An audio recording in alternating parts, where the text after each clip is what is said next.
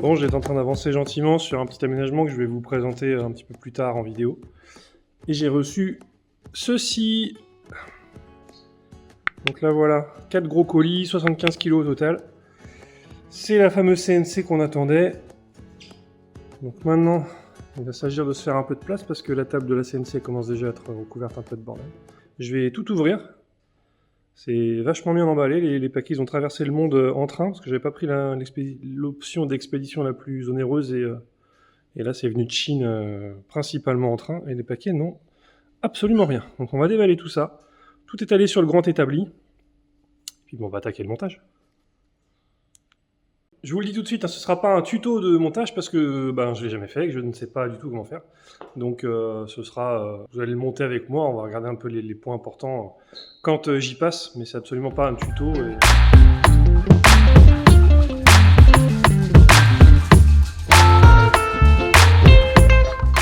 Bon, on va y aller méthodiquement. Il n'y a pas de notice. La notice est notée est donnée sur leur site internet. Désolé si j'utilise pas les bons termes. Moi, je suis pas très familier avec les termes exacts du monde de la CNC, on va dire. Mais bon, ici, on a toutes les extrusions en aluminium qui font servir à faire le châssis de la machine. Avec ici des guides et puis des espèces de vis sans fin là. Quels autres composants j'ai déjà reconnus? Là, il y a une alimentation électrique. En dessous, c'est le contrôleur électronique. Là, j'ai l'impression que c'est un paquet entier de visserie. Là, on a des composants pour le refroidissement liquide. Un petit bouton d'arrêt d'urgence. Ça, c'est des... Ce gros truc-là, je pense que ça en fait partie aussi. Là, on a toutes les grosses chaînes dans lesquelles on fait passer le câblage pour pas que ça se prenne dans la machine. Là, je pense que c'est des... c'est comme c'est l'équivalent des petits roulements qui vont sur les rails qui sont là-bas. On a tous les petits moteurs électriques. On a le gros moteur refroidi par eau sur lequel on vient installer les mèches pour découper. La pompe à eau pour le système de refroidissement, et ça c'est quelque chose. Eh bien, je vais prendre mon ordinateur, je vais charger la notice et puis on va commencer par étapes. Bon, je me rends compte que je suis même pas sûr que je vous ai dit exactement quelle machine j'avais acheté. Donc j'ai acheté celle-ci, la Ultimate Bee de chez Bulkman 3D. Ils ont 3 modèles, la Work Bee, la Queen Bee et la Ultimate Bee en fonction de leurs équipements. Bon, la Ultimate normalement c'est la mieux. Et là vous avez les tarifs en fonction des options, ce qui est quand même très intéressant. Hein. Pour ceux qui connaissent un peu le prix d'une CNC, franchement c'est intéressant. Et moi j'ai pris la plus grande en noir. J'ai pris le spindle 2,2 kWh en 220 volts refroidi par eau. Et le contrôleur, je crois que j'ai pris le premier, le X-Pro V5. Ça parlera très certainement plus à ceux qui ont l'habitude d'utiliser ce genre de machine. Moi j'ai fait mes petites recherches et la taille du cadre c'était pas négociable parce que je voulais pouvoir y rentrer une feuille de contreplaqué dans la largeur, même si elle dépassera un peu, on la recoupera. A priori ça c'était le meilleur choix, de toute façon c'est le plus puissant pour le spindle et le contrôleur, de ce que j'en ai lu. C'est celui-ci qui était le plus approprié. Donc voilà un peu ce que je vais devoir monter. Et sur leur site internet, il y a toutes les ressources nécessaires. Et notamment celui qui va nous intéresser, le manuel d'assemblage de la Ultimate. Donc je vais commencer à m'imprégner un peu de tout ça. Et puis, je vais attaquer le montage.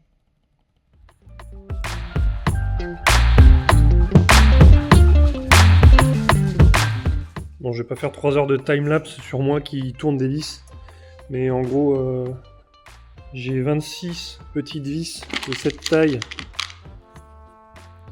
à mettre dans 26 petits trous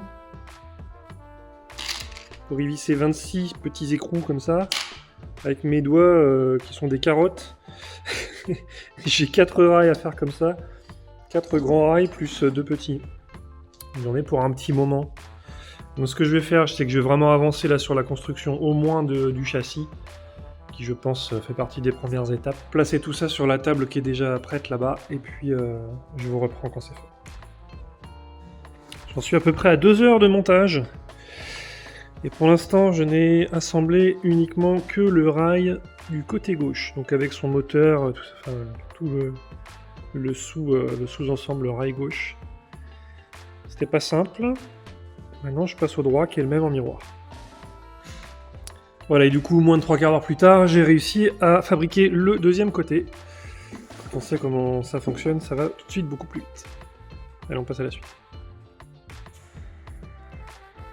Bon, j'en suis au stade où la machine, elle est entre guillemets debout, on va dire.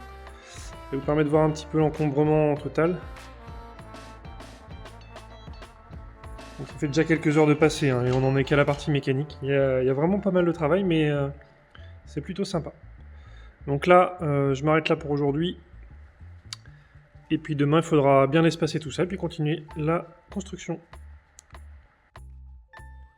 Allez, on est le deuxième jour, donc je vous ai montré hier là où on était rendu. Il faut que je termine d'installer toutes les barres là, transversales du bas. Et d'ailleurs, sur la notice, on me dit qu'il y a une barre avant, une barre arrière, et puis 3 barres transversales. Ce que j'ai mis là, sauf que moi, il me reste 2 écrous prisonniers dans les supports là. Et je me rends compte qu'il me reste une extrusion comme ça, la 20 par 40, et que nulle part ailleurs dans la doc, on va l'utiliser.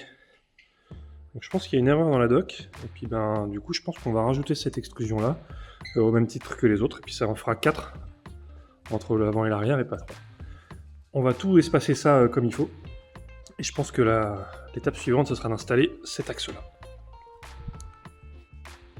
Donc là moi je vais m'allumer mon petit chauffage au gasoil qui est à côté là, parce qu'il fait 4 degrés et j'ai un peu froid. On est dimanche matin, j'avais pas très envie d'être là, il est tôt, mais le problème c'est que j'ai beaucoup de bazar sur les établis. Et que demain matin, lundi, j'ai d'autres choses à faire, notamment lui à terminer. Donc, let's go. Bon, j'ai rajouté la barre supplémentaire, effectivement, ça m'a l'air d'être ça, parce qu'il me restait également 4 petits écarts, et c'est exactement ce qu'il fallait pour mettre la barre. Pour gérer les écartements, j'ai fait mes petits calculs, il faut 276 mm entre chaque barre. Donc j'ai coupé une petite planche à la bonne dimension, ça m'évite de mesurer de chaque côté à chaque fois.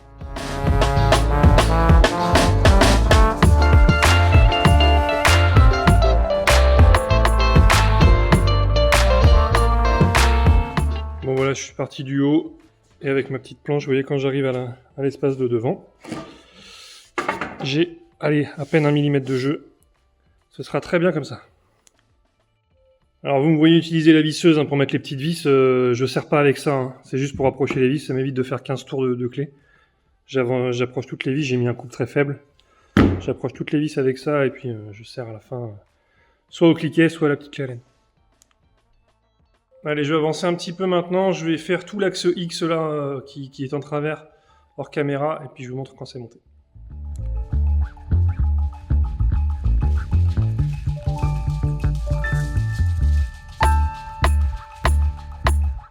Bon, rapidement, ça ce sera l'axe Z, donc c'est-à-dire celui qui monte et qui descend, pour plonger dans la pièce, donc sur ces roulements linéaires. Regardez un peu le genre de vis, j'arrive même pas à l'attraper. Du M3, avec des toutes petites clés comme ça, avec mes grosses mains de troll là, toutes pétées. C'est compliqué. Bien, donc on a l'axe Y comme ça qui est OK, l'axe X dans ce sens là, horizontalement, qui est OK, et grâce à cet assemblage là, on pourra avoir l'axe Z, c'est-à-dire la profondeur.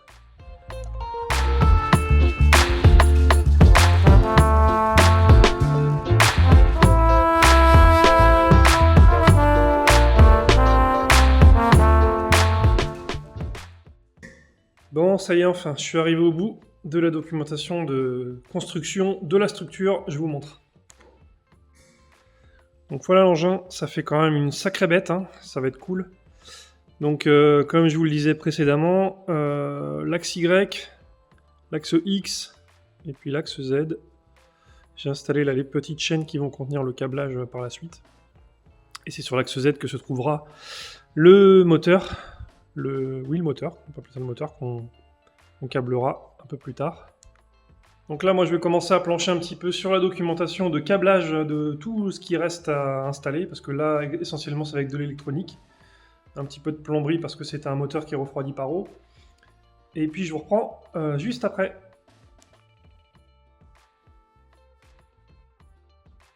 Bon, maintenant que la partie mécanique de la machine est terminée, c'est là que les problèmes vont commencer. Donc voilà, on a tous les axes, les petits moteurs, etc. qui sont en place. Pourquoi je dis que les problèmes vont commencer? Parce qu'à partir de maintenant, il n'y a plus de documentation fournie par le constructeur. Il va falloir suivre la documentation de chacun des éléments fournis. Donc dans les gros éléments qui nous restent à installer, évidemment la broche, donc celle sur laquelle on installe les outils pour venir fraiser. Moi j'ai pris le gros modèle 2200 watts refroidi par eau, ce qui fait que ça nous rajoute du tuyau et puis une pompe à eau. On a ici ces supports, et ici le VFD, donc qui, si j'ai bien compris, est l'appareil qui vient piloter la broche. Et à côté, on a le contrôleur et son alimentation. Et donc le contrôleur, c'est lui qui vient récupérer les informations de l'ordinateur et qui pilote la machine mécanique qui est derrière, en X, en Y et en Z, pour venir fraiser. Et tout ça, évidemment, est fourni avec son lot de câblage et de connecteurs, bouton d'arrêt d'urgence, etc. Je vais profiter d'un petit arrêt dans mes aménagements pour cause de couture sur les doigts, pour pouvoir potasser un petit peu les documentations de chaque élément là, qui est près de moi. Et puis venir installer tout ça là-bas.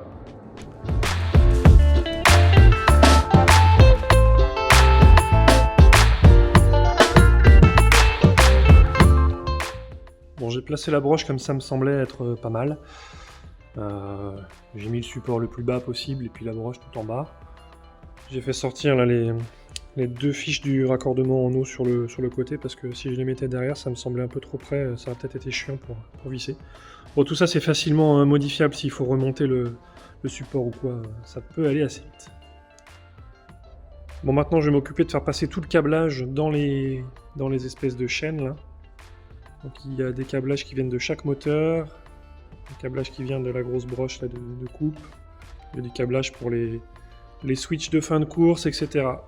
J'ai regardé, j'ai tout un tas de câblages, il y a d'avoir des labels. Je fais tout ça et je vous reprends quand c'est terminé, parce que je pense que ça va pas être très intéressant de me voir brancher des câbles. Donc pour connecter les câbles, notamment des moteurs, là, je vais utiliser les petits borniers verts qui sont fournis. Ça me paraît quand même un peu cheap, donc je me réserve ça de côté. Celui-là n'est pas bien mis. Et on verra si jamais je trouve que vraiment ça tient pas quand la machine sera en route, ben je viendrai tout simplement souder les fils bout à bout avec de la gaine thermo. Ça sera définitif, mais au moins ce sera solide.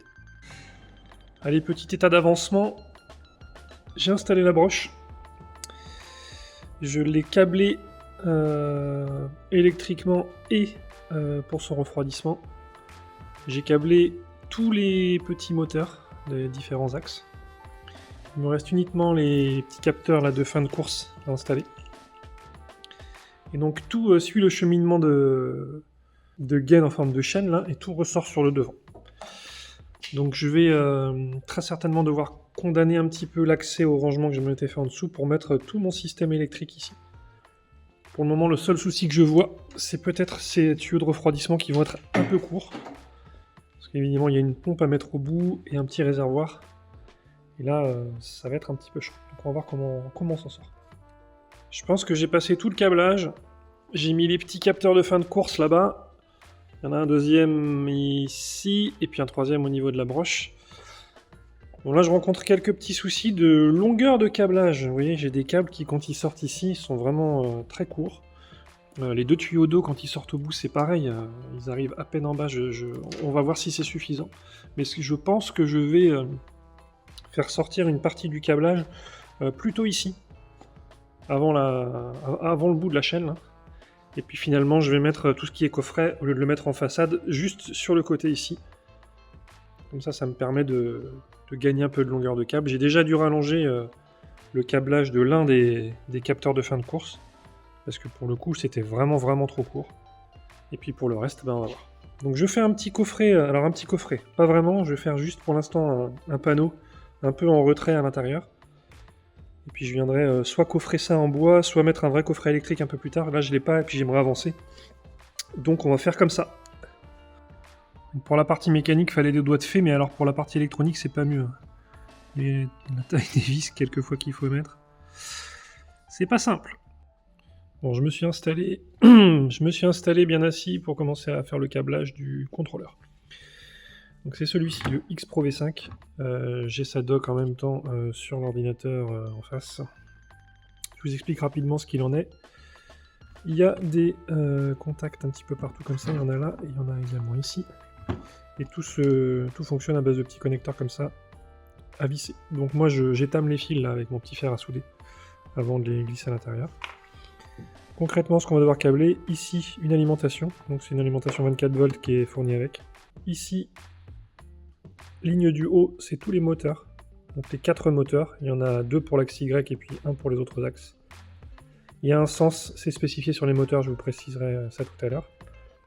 Et en dessous, on a 4 emplacements pour les capteurs de fin de course. Moi j'en ai 3, un sur chaque axe, donc on câblera ça également avec les petits connecteurs. Et ici, à côté de l'alimentation, nous on va câbler pour l'instant uniquement le toolhead qui viendra, piloter le variateur qui lui donne la puissance à la broche.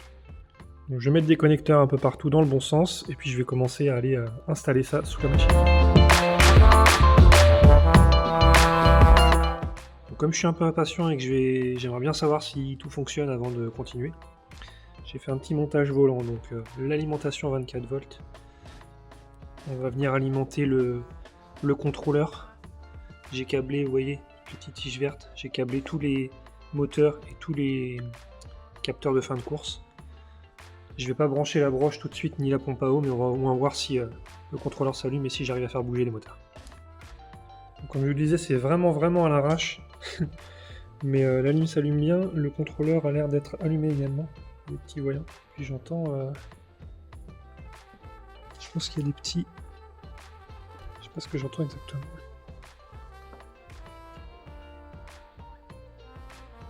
Considérez que c'est sous tension.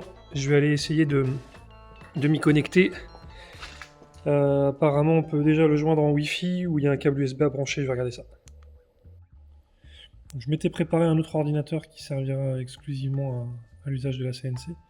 Donc là, je sais pas si vous verrez, mais il y a un réseau Wi-Fi qui s'appelle CNC X Pro, c'est le nom du contrôleur. Alors, rentrer la clé, je l'ai pas. Alors, en fait, si je l'ai, parce qu'elle est dans la dock, a priori c'est 1, 2, 3, 4, 5, 6, 7, 8. Ça a l'air d'être ça. Écoutez, j'ai l'impression que j'ai une interface qui arrive.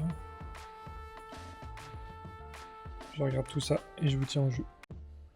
Bon bah écoutez, on dirait bien que c'est ok hein, quand j'entends les moteurs qui bougent. Ok. Sur tous les axes. Donc ça m'a l'air bien. Donc je vais pouvoir débrancher mon câblage dégueulasse là. Et puis on commence à faire ça propre en dessous. Bon bah écoutez, c'est loin d'être terminé, mais n'empêche que quand j'appuie là, et ben ça bouge hein. Bon bah ça veut dire que tous les moteurs sont bien câblés. Maintenant, il faut que je vérifie le câblage des petits contacteurs de fin de course et surtout que je regarde comment câbler la broche, ça a l'air un petit peu plus complexe. Allez. On se retrouve quelques jours plus tard, le T5 noir est parti, le T5 jaune a repris sa place pour terminer l'aménagement. Et moi j'en suis toujours au même point, à savoir que j'ai câblé et réussi à faire fonctionner toute la partie on va dire mobile, c'est-à-dire les 3 axes, donc la machine bouge sur les 3 axes. Sans bruit suspect, sans blocage, donc je pense que j'ai bien tout mis au carré et tout est bien parallèle, donc ça c'est plutôt une bonne nouvelle. Donc aujourd'hui, le but du jeu c'est de tout mettre au propre et de terminer de câbler. Donc j'ai commencé à fabriquer une boîte en bas là, pour que tout soit accessible par le côté, sauf le bouton d'arrêt d'urgence que je vais mettre devant, mais tout accessible par le côté et caché un peu sous le plateau pour pas trop prendre la poussière. Je vais commencer à mettre des passages de câbles un peu plus propres que ça. Vous voyez, j'en ai ressorti un petit peu là de la chaîne qui est fournie. Parce qu'en fait, j'ai pas besoin de venir jusqu'au devant. D'ailleurs, je vais supprimer ça et le fixer plus loin. Et je vais tout faire sortir ici sur le côté pour que ça arrive dans ma petite boîte électrique qui sera là et puis que je pourrai fermer avec une porte par la suite. Électriquement, ce qui me reste à câbler, c'est 3 choses. Un bouton d'arrêt d'urgence, c'est assez simple, il y a 2 fils et ça va directement sur le contrôleur. Le VFD qui est en fait le contrôleur de puissance de la broche. Donc lui il y a un petit peu plus de câblage à faire, il faut que je prenne la notice. Encore que, il faut l'alimenter en 220 et puis venir y brancher la broche. C'est pas non plus hyper compliqué. Et puis la petite pompe à eau qui, elle, est, on va dire, autonome. Donc il faut que je lui trouve, elle, un petit contenant pour pouvoir y mettre un peu de liquide de refroidissement. Y plonger la pompe et puis l'oublier dans un coin, sûrement à côté de la boîte que j'ai fabriquée là. Et surtout de ne pas oublier de la mettre en route lorsque je mets la broche en route, mais je crois qu'on peut même avec le contrôleur déclencher un petit relais qui viendrait mettre en route la pompe quand la broche se tourne. Donc il faut que je regarde ça également. Et en tout dernier lieu, mais ça je l'ai déjà câblé, c'est la petite, je sais pas comment on appelle ça, une petite sonde de profondeur. C'est ce qu'on met en fait sous la broche pour venir faire le zéro sur l'axe Z. Voilà, donc ça fait beaucoup de travail pas forcément intéressant à regarder parce que c'est du câblage, du passage de fil. Je fais tout ça hors caméra, on se reprend quand la machine est terminée. Bon, un petit test rapide, j'ai tout branché comme ça doit l'être, sans passer de câble nulle part ni rien. C'est juste pour tester les différents paramètres. Et a priori, donc ça j'ai configuré avec les infos données par le fabricant, a priori quand je fais run, je fais tourner la broche.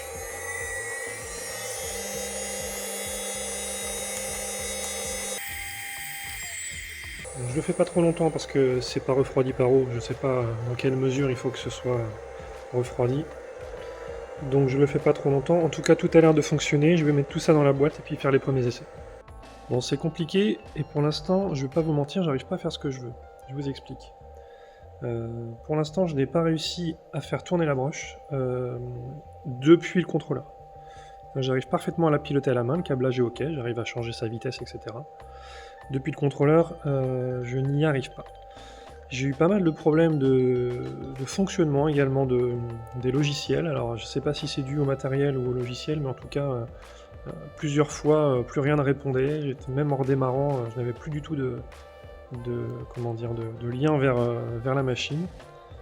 Tout se passait comme si, sur l'ordinateur, comme si la machine bougeait, mais rien ne bougeait. Bon, j'ai changé le câble USB, j'ai réinjecté un nouveau firmware dans le CNC X-Pro V5. Pour l'instant, ça a l'air d'être ok. Je viens là de suivre un tuto que j'ai trouvé en vidéo, parce qu'il n'y a pas beaucoup de documentation, qui expliquait le paramétrage initial du X-Pro V5, donc le contrôleur. Et a priori, si je dis pas de bêtises, maintenant j'arrive... La machine va, se remettre au point d'origine toute seule. Donc en Z, et puis en X et Y. Donc ça veut dire qu'on a bien paramétré la taille de la machine, les différents switches de fin de course, etc. Là vous voyez en fait en Z il s'est mis en fin de course sur le switch, il va faire pareil sur les deux autres axes. Dès qu'il va arriver sur ce petit switch ici, il va s'arrêter. Voilà. Donc là, il est dans sa position. Là, il est dans sa position originale. Donc ça permet de charger en fait la machine. Vous voyez d'ailleurs que j'ai commencé à installer un plateau en MDF en dessous pour pouvoir y visser les pièces que je vais découper. Donc tout a l'air ok au niveau fonctionnement mécanique des moteurs et du déplacement de la broche. Bon, il me reste maintenant à configurer la mise en route de la broche justement. Bon bien écoutez, j'ai repris tous les paramètres du X-Pro V5, j'ai repris tous les paramètres du VFD et j'ai changé de logiciel. J'ai trouvé un autre petit logiciel qui s'appelle G-Sender et désormais je commande la broche depuis le contrôleur. Et ça c'est plutôt chouette.